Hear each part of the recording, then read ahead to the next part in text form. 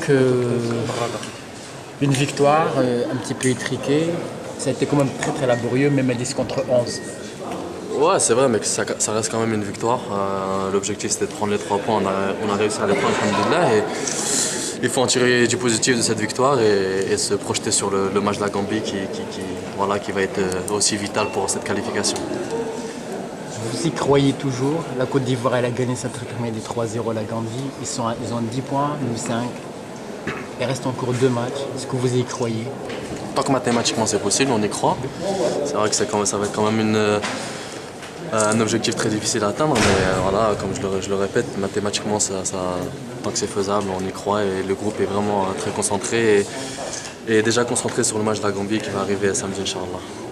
Comment expliquez-vous le trop un petit peu de déchets de l'équipe nationale au niveau des transmissions et un petit peu le manque de réussite dans les 18 mètres de l'adverse? C'est vrai qu'on a pêché un peu sur la finition, sur la dernière passe. Mais bon, c'est vrai qu'on a joué avec un nouveau système aujourd'hui. On a travaillé ce système toute la semaine, mais il faut nous laisser le temps de jouer avec ce système. Et comme je le répète, ce soir, il faut en retenir que la victoire et les 3 points. Est-ce que le fait de chambouler tout le temps l'équipe nationale, d'entendre de nouveaux joueurs, de nouveaux arrivants, est-ce que on n'a pas en fait payé un petit peu la facture de cette instabilité? Il n'y a pas de noyau dur de cette équipe depuis quand même pas mal de temps. Écoutez, je sais pas, ça, il faut poser cette question au coach. C'est vrai que ça, c'est la décision du coach et j'ai pas envie d'en parler. Et vous, cette année, vous restez toujours à Créteil? Ouais, pour le moment, il me reste 4 ans de contrat et je suis bien en Liga. Quand même, on vous annonce un peu partout. Non, ça c'est des rumeurs, c'est des rumeurs. Faut pas faire attention, non, il n'y a rien de concret. Je suis bien en Liga, Inch'Allah, j'espérais rester. Même en PSG, votre club formateur? Ah ouais, c'est vrai que ça me ferait plaisir, mais bon, pour l'instant, on a Getafe encore. Merci bien, Abdelaziz.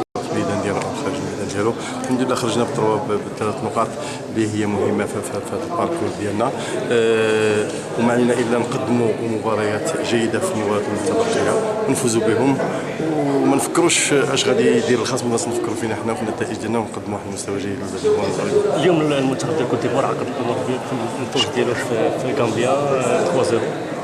بطبيعه الحال احنا ما كانش عندنا واحد بكل صراحه ما كناش كنترجاو خير في مباراه غامبيا اكثر من كنترجاوها في مباراه تنزانيا، لان عارفين المستوى ديال غامبيا مستوى شويه ضعيف في المجموعه، ولكن كما قلت في الاول ان الفريق التنزاني فريق لا يستهان به يضربوا له الحساب، وغتكون مباراه صعبه عند ساحل العاج.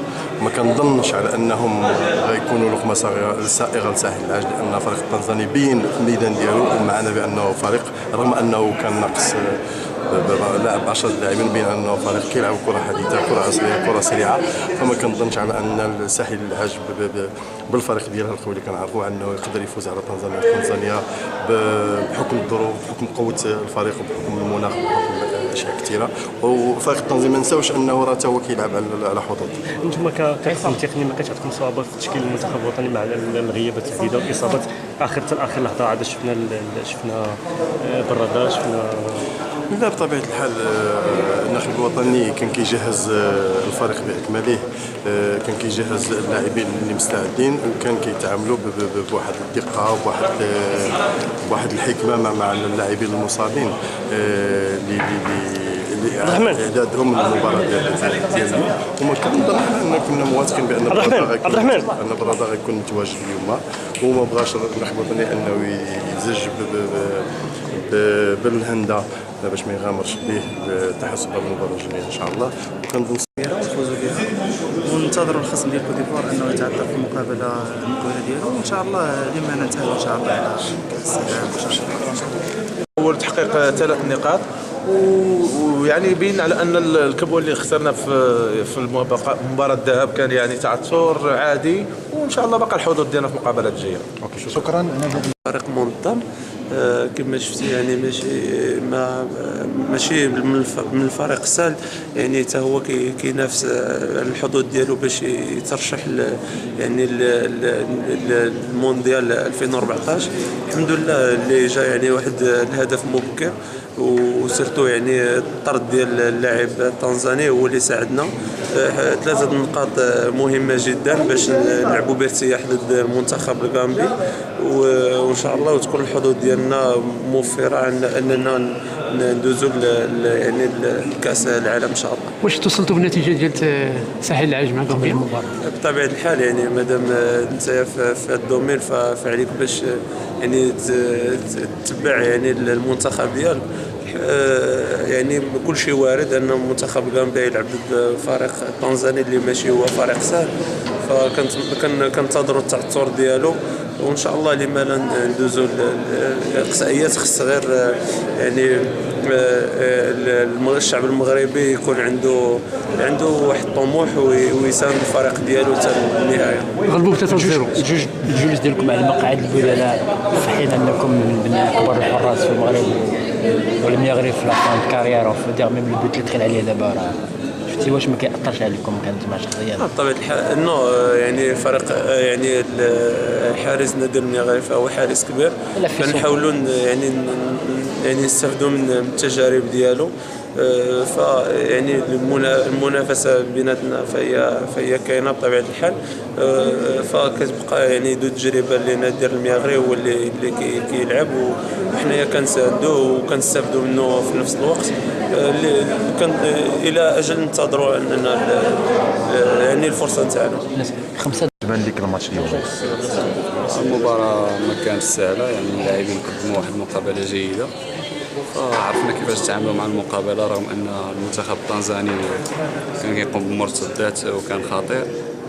الحمد لله حققنا 3 نقاط، والآن غادي نوجدوا المقابلة ديال الغامبيا باش نفوزوا بها. ياسين، الكل تيقول بأنه وحان الوقت باش يكون شونجمون في حراسة المرمى ديال المنتخب الوطني.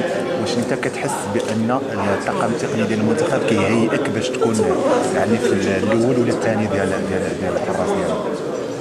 يعني حراس كاين حراس يعني في المستوى في المنتخب الوطني المغربي، وحنا يعني كنخدموا باش نبروغريسي، ويعني كاين حظوظ يعني في المستقبل باش نكون انا ولا حارس اخر شاب يكون حارس المنتخب الوطني. شكرا ياسين. احنا كنكون جد سعداء بهذا الانتصار الغير لان مازال في لاكورت على التاهل ان شاء الله. فيمكن هذا الانتصار ديال اليوم جا باش يعطي الثقه للاعبين والجمهور المغربي بان الفريق الوطني يعني بدا في واحد الخط اللي تصاعدي مورا النكسه ديال المقابله ديال الذهاب. فاحنا عازمين ان شاء الله باش المقابلات الاخرين ناخذهم بجديه ونحاولوا ننتصروا وننتظروا التعثر ديال كوت ديفوار ان شاء الله. يعني يوسف قديوي المنتخب المغربي يعني اللاعبين ربما مرهقين نهايه الموسم، العديد من اصابات ديال اللاعبين. كيفاش نتوما استعدتوا؟ كيفاش يعني دازت المباراه بالنسبه لكم؟ بسم الله الرحمن الرحيم. فكيف ما كيعرف الجميع يعني ملي كنهضروا على المنتخب الوطني انا كنهضروا على واحد الانضباط وواحد الاحترافيه في مستوى عالي. فرغم ان اللاعبين في نهايه الموسم رغم العياء رغم يعني الاصابات اللي كيكونوا مؤثره في اخر الموسم، فالحمد لله ان اللاعبين كانت عندهم الثقه، كانوا قادرين باش يخرجوا من المقابله ديال يعني الكارثه اللي كانت في تنزانيا. خصوصا وان المقابله ديال اليوم يعني كانت تحت مع الجمهور ديالنا لعبنا تحت الضغط. الحمد لله ان استطعنا ان نسجلوا في الشوط الاول، سهل لنا شويه المأموريه باش خدنا المقابله بواحد ارتياح، وكنتمنى نسيروا المقابلات اللي جايين بنفس الوتيره ان شاء الله باش على الاقل نبقاو في لاكورس ان شاء الله. يعني رغم ان اليوم كوت ديفوار عند 10 نقاط والمنتخب المغربي 5 نقاط فقط، فكتظنوا ان الحظوظ مازال ممكن ان المنتخب المغربي يتأهل؟ يمكنش الانسان يعيش بلا طموح، فاحنا غاديين كيف ما قلت في هاد المقابلات اللي جايين باش بغينا ناخذهم باش ننتصروا. فإلا ما الى ما دزناش لاكوب دي موند، على الاقل نبقاو في لاكورس باش نحيدوا الشك. حنا غاديين خطوه بخطوه باش نحيدوا يعني باش غير نرجعوا داك النكسات اللي دوزنا قبل، كنحاولوا نتفاداوهم، كنحاولوا ان شاء الله نستافدوا في هاد جوج مقابلات باش على الاقل نحطوا لاكوب ديفوار تحت الضغط، ونحاولوا ان شاء الله نفوزوا عليهم في الملعب ديالهم ونتاهلوا ان شاء الله.